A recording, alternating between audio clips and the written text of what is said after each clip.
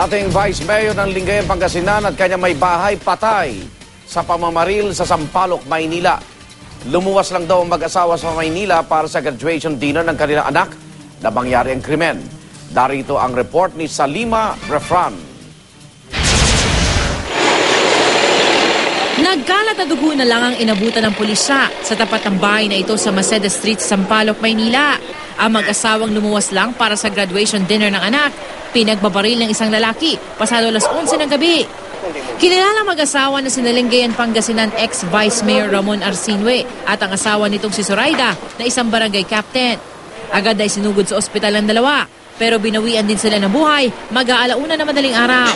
Kwento ng mga saksi, mag-aalas 11 raw ng gabi nang dumating ang mag-asawa kasama ang dalawang anak matapos maghapunan sa labas.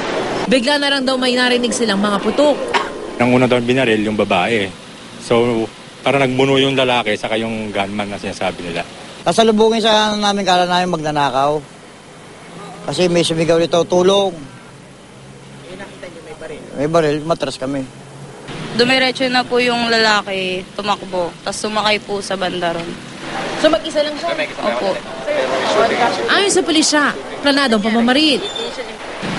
Maaring planado dahil pagdating daw nung gagaling daw sa probinsya pagkababa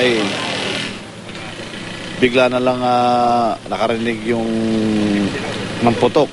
Nakita nila nakabulagta na yung tatay nila.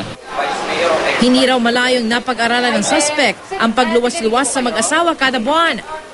Kung may isang 15 to 30, ganyan. Ako siya dito? Oo, sa isang buwan. Kasi kung wala kaming ulam, makakati sila. Tumanggi na magbigay ng pahayag ang pamilya Arsinue.